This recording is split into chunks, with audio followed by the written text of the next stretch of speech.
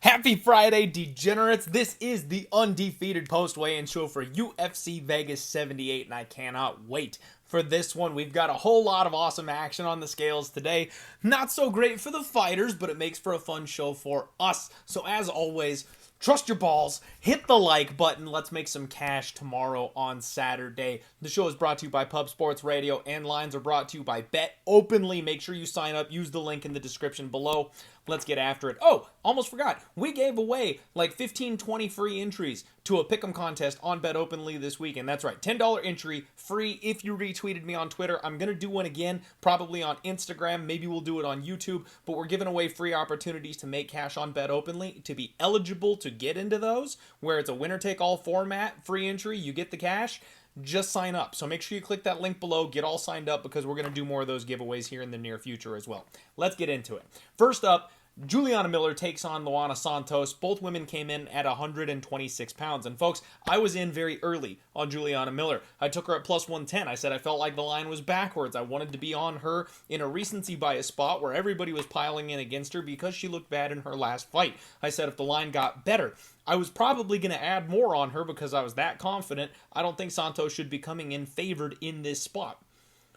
Juliana looked like death on the scale today, and I mean this as a guy who watches every single face-off, every single weigh-in, and I tell you exactly how good and bad these fighters looked. She is the worst single fighter who I've seen make weight, period, bar none. The only ones that are worse are like when Juliana Stolyarenko like fainted on the scales and the fight got canceled. Like, those are the only ones that were worse. I believe she is the most awful looking fighter that's actually made the weight, and the fight has been allowed to continue since we started doing the show.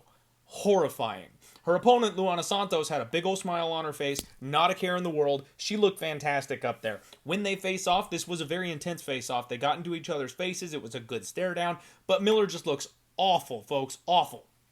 The line is plus 130 now, and I'll be honest with you, I am 1-2 on cash outs. I cashed out effectively and correctly for the first time in a long time the last time that I did it, and we did go ahead and dodge a bullet fading that spot. I am this close to cashing out on my bet on Juliana Miller. While I think the initial cap is correct, and I do think that she's probably deserving of being a short favorite here in this spot, I don't know how you recover from that kind of a bad weight cut in just 24 hours and then fight to the death with somebody who's on a full gas tank. I watched the soul squeeze out of her body as she stood on the scales today. It was terrible. So I'm not saying that I want to put money on Luana Santos necessarily. I'm just saying I don't want to lose money on Juliana Miller if she's not coming in this spot correct, because I can tell you she's absolutely not correct today. Do with that information what you will. I may be cashing out of my bet. Damon Blackshear takes on Jose Johnson up next. Blackshear 136, Johnson 135.5. Blackshear is shredded, folks. Like the physiques on this card, quite frankly, are just unreal. He looked fantastic, moved well. Jose Johnson, he looked a little tired. One of these guys that probably had a bit of a tough cut, but nothing you really need to write home about. He's okay. He's fine. He's going to work well. And he's also the slightly larger man in this spot. I thought that was something worth noting because Damon Blackshear's game is really predicated on body locking and taking people down and holding them there for 15 minutes. He's going to be going uphill against a guy that's got some size on him here. This was a good stare down. I've been leaning dogger pass on this one all week. I actually kind of like the over 2.5. I know both these guys do have some submission abilities on them. I know Johnson's been finished early in his career before, but it's been a while really since that's been a thing taking place, and I actually think Damon Blackshear is really, really tough to take out. He did almost get tapped in the third round, I think, of his UFC debut after going real hard in that fight. He was this close, I believe, to actually going out on that one. So, or maybe that was the Basharat fight. I need to go back and double check. But one of his fights, he almost died in the third round. I'm tempted on the dog here. Folks, I put a tweet out on this. Every single dog on this card is live. Everyone's thinking favorite right now because we've had a couple weeks where the favorites have kind of reestablished themselves and gotten back to the norm of MMA betting. And this week, you've got a card that is a dumpster fire. You've got favorites who are only favorites because they're fighting a low level of competition when they themselves are low level competition, and everyone's piling on these thin margin advantages that they see, and it's pushing the lines out to spots where they shouldn't be. I think there's a lot of value on a lot of the underdogs this week, and please be careful with your parlays because literally any one of these big minus 200 or higher favorites could let you down this week. Damon opened up as like a minus 165, minus 175. He's a 3-1 favorite now. Everybody and their mother just piling in on him here. And I don't know that he should be that big of a favorite. Do I want to take the stab on Jose Johnson? Kind of. I mean, plus 235, plus 240, I almost feel like I have to, especially because he looked good at weigh-ins. This is going to be a grappling-based fight. He's solid enough to stay alive on the ground. He's not going to get tapped or knocked out by a guy like Blackshear. So I think we're going 15 minutes unless Jose Johnson is the one who finds his way to a sub or maybe outgasses someone like Damon, who we have seen slow down before. Very tempting. Very tempting. I might cash out a Miller and put that unit on Jose Johnson instead. Next up, big boys. Martin Booday takes on Josh Parisian. Both guys came in at 266, literally tipping the scales. The top most you can weigh in the UFC and still manage to compete. Martin Booday is a big old boy. This man cuts down to 266, and you can see it. When he flexes, his entire physique changes. Like, he looks like this big old bag of milk, but when he flexes, you can see all that muscle. You can see the abs. Like, he is a solid physical specimen underneath all of that. Josh Parisian, on the other hand, he also came in at 266, but when he flexes, it's a whole lot less impressive. I guess we'll just say that. I'm not body shaming anybody, but I think one of these guys is built like more of an athlete under there than the other one is. They size up really well, and in fact, it looks like Josh Parisian's a slightly bigger man. Thing you guys need to notice, Booday did not have shoes on. Josh Parisian was rocking the UFC branded shiny bright red shoes. Gave him an extra inch or so. So Bouday's the bigger guy here. If they were both barefoot, all things equal. I did go ahead and lay the chalk. Now some money's come in here on Josh Parisian. I laid 2.18 units, I believe, to win one. I was too nervous to actually parlay Booday. I didn't want to have him potentially sink the ship of like another bet that I liked or another money line that I liked. And I missed the boat. Some money's coming on Parisian. I could get a cheaper price right now on Booday. I still think he's the side, though. Josh Parisian can be taken down pretty much at will, and this guy's the more athletic of the two. He's bigger, he's stronger. If he wants to cage push, he can. If he wants to wrestle, he can. If they're standing at range, yes, Parisian might have more volume, but Bouday's going to be the one that hits harder. And I think the judges will take note of the guy that's doing more damage, and that should be Booday. So I laid the chalk. It's terrifying, but I do think Martin Booday is the rightful favorite, and I do think he gets the win. Next up, Isaac Dulgarian makes his UFC debut against Francis Marshall. A real contender matchup here, which is kind of terrifying. 145.5 for both guys. Isaac Dulgarian looked fantastic. He's got huge arms, well muscled. It did look like maybe he lost his balance just a little bit during that flex, something I always try to look out for. I'm not sure it was like, it could have just been a slip. You know what I mean? Not necessarily the wobble of a bad weight cut, but he might have just gotten a little overexcited flexing. Francis Marshall, on the other hand, this guy looks sucked out. I mean, you look at his face. It was pale. I think he had a real hard time getting down for this one. He is in great physical shape. He will rehydrate up and do just fine, looking well physically. But right now, he looks terrible. He looked really bad up there. Now, Marshall does have a slight size advantage here in this spot. This is a good face-off. I haven't decided what I want to do on this fight. And in fact, I may just pass. There's a lot of questions here. Isaac Dulgarian, he's a round one monster, and we've seen Francis Marshall stopping punches with his face his entire career. I really think there's a chance that we get Dulgarian cracking this kid, and then he's also, by the accolades, he's the better wrestler of the two. I think he could probably take Francis Marshall down. The problem is, we've never seen him outside round one. We've never seen him against good, solid competition. We know for a fact Francis Marshall can go hard for a full 15 minutes at the UFC level. So if Isaac doesn't get this guy down and like club and sub him in round one, which by the way I think might be the most likely outcome, but if he doesn't pull off the finish, there's a chance that Francis Marshall just takes over and this fight gets extended and then he's the better guy over 15. So I'm not sure what to think here. I might just be passing and taking notes. But I will tell you guys, the one sharp action piece of word that I've gotten from our guy Andrew at Superbook Sports is the big guy is on Isaac Dulgarian. Now the line moved against him, and that's rare. Usually when the big guy comes in, everybody's piling in on the same, or they move the line with him in that spot. However, it seems like more of the action is coming in on Francis Marshall on basically the entire market. So very, very rare that he has a misstep when it comes to the line movement that way. Do with that information what you will. I was tempted to just basically straight up tail him in this spot. I think I'm going to pass. At this point, I can't trust a guy like Isaac Dulgarian. I don't mind him if you want to take finish props, round 1 or 2 props, because like I said, Marshall does stop punches with his face. I could see him getting cracked in this spot and then put down. I actually think the club and sub is maybe a little bit more live than the straight up knockout because this kid is tough, but you do not want Isaac Dulgarian on top of you. He is a monster from the mount, from back control. If he gets on top, Francis Marshall is going to be in a world of hurt. So maybe a live entry is more optimal for this spot for most people. Do with this, use this information how you guys see fit. Good luck if you decide to bet it. I think I'm going to pass pre-flop and just take some notes. Mike Breedeen takes on Terrence McKinney up next. Both guys, 156 pounds. McKinney saving this fight here. Breedeen came in, solid flex on the scales today. He's got a massive head. Breedeen has a huge head. He looks like a bobblehead. It doesn't fit his body. Now you've got Terrence McKinney that's kind of the opposite problem. He's got this tiny little itty bitty head. He's tall, long, and lanky. Both guys look good. They look fine on the scale. Height advantage goes to Terrence McKinney, obviously, but the frame of Breedeen is ever so slightly a little bit bigger. I think this is a spot where Terrence McKinney gets right. I know everybody's trying to fade him. This number opened up minus 350, minus 400, something like that. He's down to minus 270. You can still get plus 220 on Mike Breedeen. It's simple. If this fight gets out of round 1, Breedeen's got solid cardio. He's willing to die out there. He will come forward and keep punching even if he's hurt. So you take this guy live if you get a better number, and it looks like he's okay after the first round. I don't think he gets out of the first round. I'm actually tempted to lay Terrence McKinney round 1 minus 165 because it's kind of pick your poison. He can take this guy down. He can probably sub him from there. He can hit this guy hard the way Alexander Hernandez did, and he just keels over. Like, Breedeen's tough as nails. He's all heart. I love the guy. I think he's a guy we could bet in other situations. But when you've got a physical force like Terrence McKinney in front of you, who I think hits harder than Alexander Hernandez, this guy ain't surviving a couple flurries of that. He'll get sat down almost immediately. And he's older. He's like 34. So I think this is a Terrence McKinney get-right spot. And I do think it's KO rather than sub, personally speaking. And that, unfortunately, is the cheaper of the two prices. I wish I could give you the plus money that's just a little bit bigger, but I can't.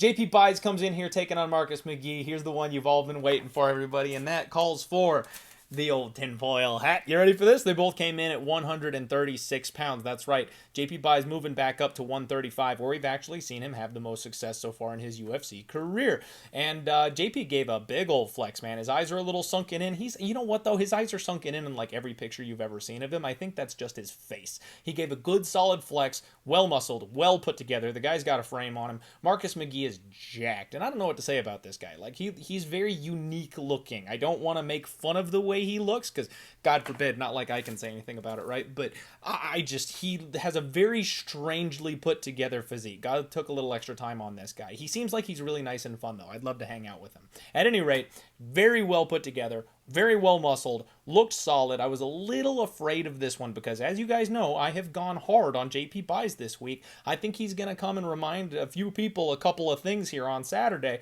And I'm thinking, man, the one thing I just don't need to see is Marcus McGee is like a full head taller than this guy. I know JP Buys is smaller. I know he usually fought down a weight class below, but I'm really hoping they size up at least okay. I'm prepared for him to be shorter. Folks, they're the same freaking size. JP Buys size up so well with this guy, and in fact, he might be even just slightly bigger. He is not undersized in this matchup whatsoever, and that was my biggest fear. So we know JP Buys has a bit of a chin concern. It seems like his chin is better up at 135. He made it a full 15 minutes with Montel Jackson in that spot. So if he's not undersized, if he's filled out his frame where the weight cut looks like it might actually be a little tough for him at 135 even, that's what I'm talking about. He's going to be strong enough to take this guy down, and we've seen Marcus McGee struggle on the ground before. I am big on JP Buys this week, folks. I put 2 units on him at plus 300. That's right. I'm taking a 2-unit shot on a plus 300 underdog. I am trusting these here balls, and I'm letting them hang out for everybody to see. And I didn't stop there. I put a half unit on JP Buys by sub. It's plus 750 out there, okay? I got plus 750 on JP Buys by sub. And then I put a quarter unit on JP Buys by submission in the first round. I truly believe that this guy just needs one takedown to finish it. And if he gets an early takedown where he's fresh, where he's strong, where these guys are dry, I think he locks in a choke and this thing is over quickly. That is 16-1. So folks, I have a large investment, almost 3 units on JP Buys going into Saturday, and I think I'm going to cash those tickets. I know a lot of people are going the other way. I know Marcus McGee is the biggest favorite on the board, and I have made my intentions very clear on this fight that I'm fading literally everybody on this spot.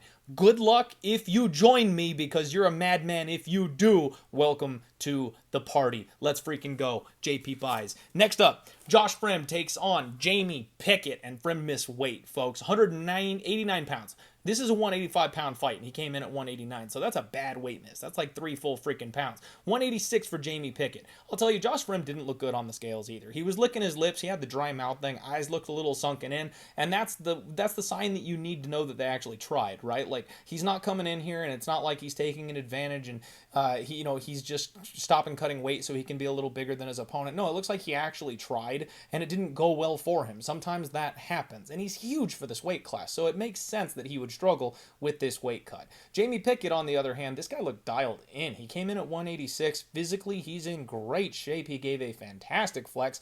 This guy looks every part the fighter. If he puts it all together, I mean, he's got the physique for it, that's for sure.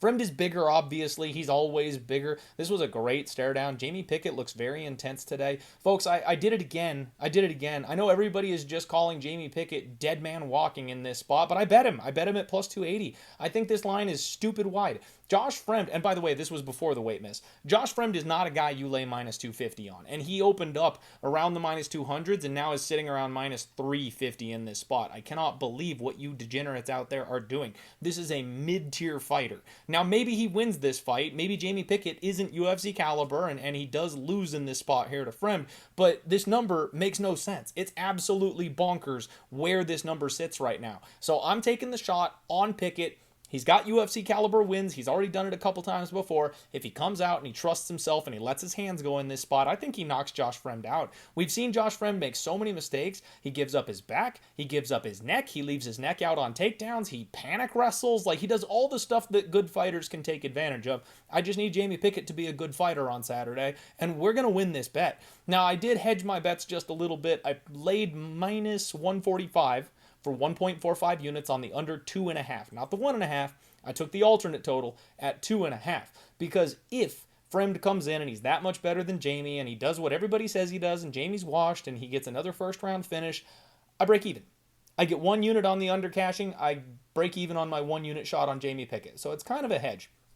It's also a double down because I think Jamie Pickett's going to knock this guy out. So if Jamie Pickett wins inside the distance, it's just 1 more unit of profit. I think we're going to see violence in this fight. These guys might start off a little bit slow, but I think it'll ramp up as they go. And I think they both make mistakes once they get tired. So somebody's going down. I think violence, and I think my guy Jamie Pickett is really the guy I want to be on here. Also, if it does happen to go the distance, I know it probably won't, but if it does, I actually favor Jamie Pickett in a 15-minute decision. He's the guy I've seen be able to put a full 15 minutes worth of game plan together, and if this thing gets extended further, I think Josh Fremd is very reliant on a finish. So unless he steals rounds with like big shots that wobble Jamie but don't finish him, I don't see him putting together a full 15-minute game plan and winning a decision in this spot. It's just not his style. He's very finish reliant. So Jamie and the under. Let's freaking go. AJ Dobson and Tafon Nchukwi. We've got Dobson coming in 185.5. Looked fantastic on the scales. No issues at all. Looks thick. Looks like he's filled out.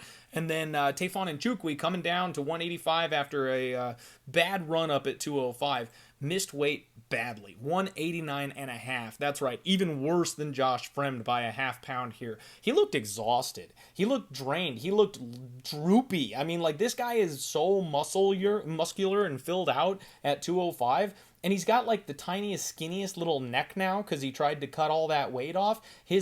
His muscles, like his pecs, they're literally sagging off his chest. Like, he doesn't have anything left to give. He looked terrible on the scales today. And then when they face off, AJ's bigger than he is. That's part of it that I wasn't expecting. I thought that Tafon Nchukwi was going to have a size advantage here. Now, I know he's like a running back. He's built thick, and he's going to have that kind of size advantage. But I also thought the height was going to be an issue. It's not. AJ Dobson is way taller than this guy. He's got a better frame for the division.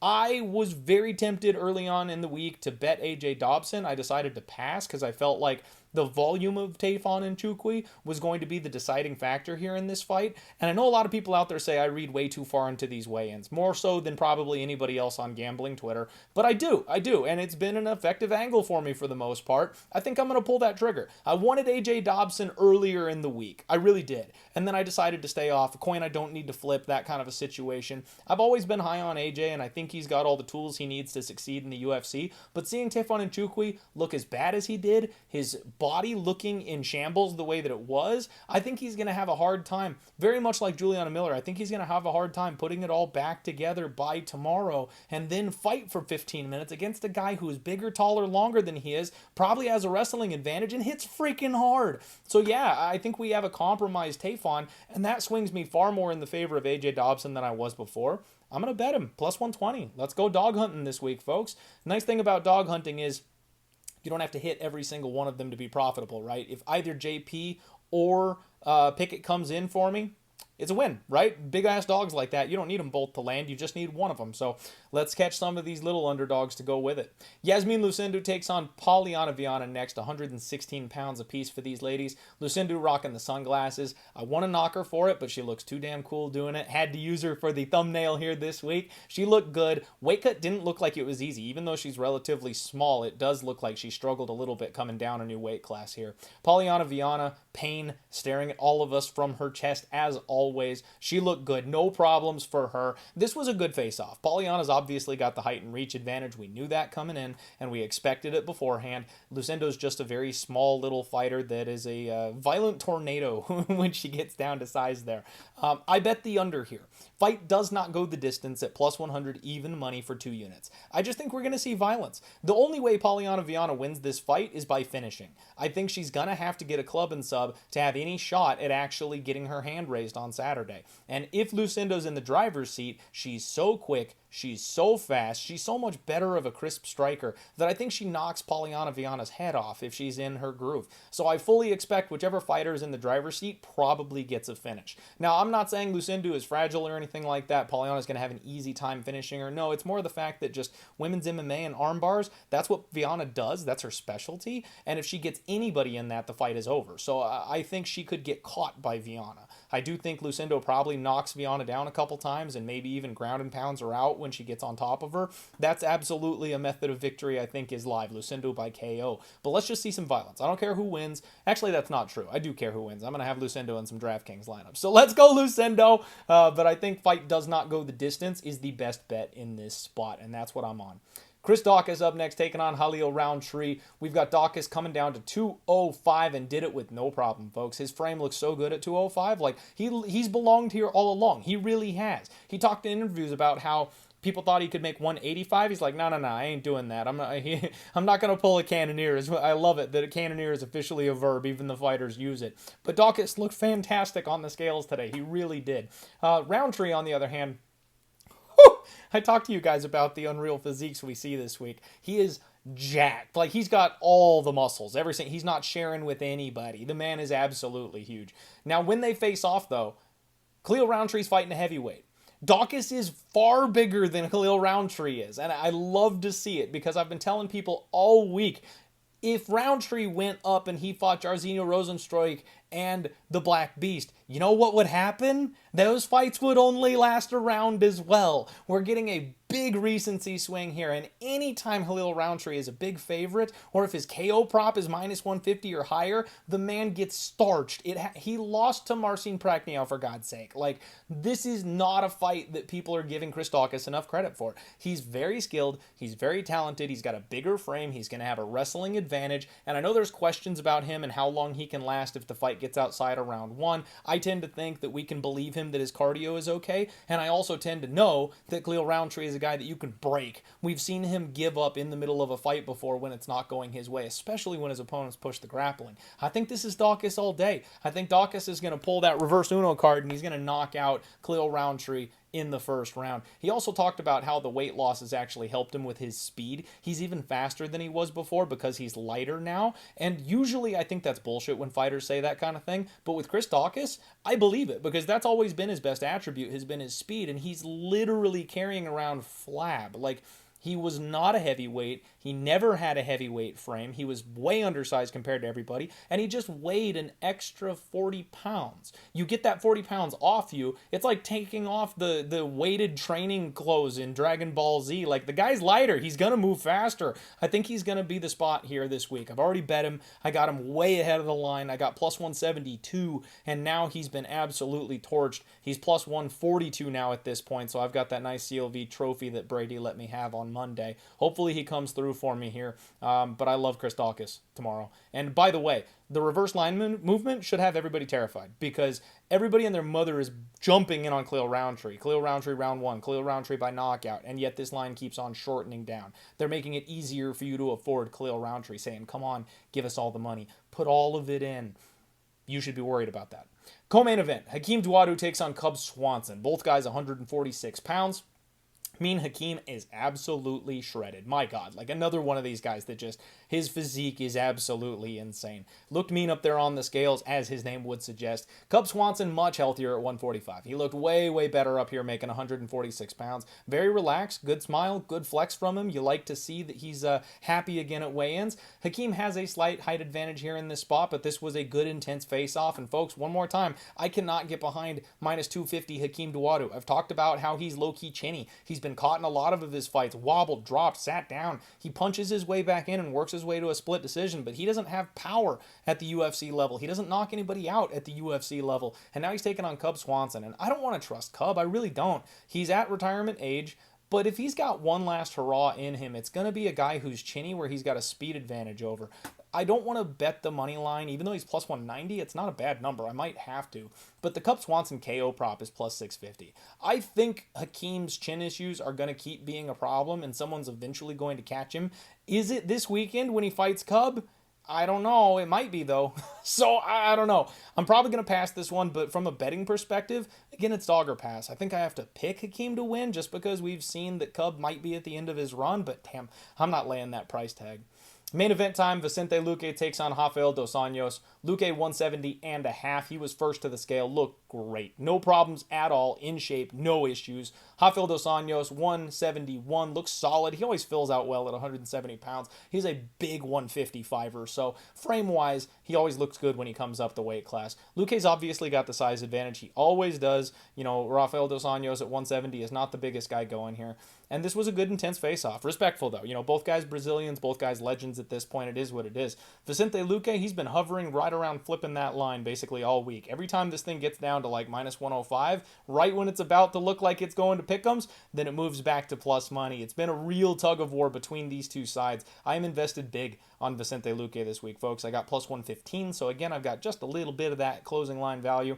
I got 3 units on him here in the main event. Rafael dos Anjos' retirement age, it's a 5-round main event, and we've seen Vicente Luque defend takedowns and come on strong deep in a 5-rounder against a guy like Bilal, who's just bigger Rafael dos Anjos. So unless that brain bleed is a legit thing, unless Vicente Luque really just is a shell of himself at this point, he's winning this fight on Saturday. I know a lot of people think Dos Anjos is going to grapple his way to victory. I think he's going to have his hands full trying to hold down this much, much bigger man who already proved he is difficult to take down, and he's even harder to hold down when he comes in with a more defensive-oriented game plan because he wants to protect that brain of his for the first time in his life.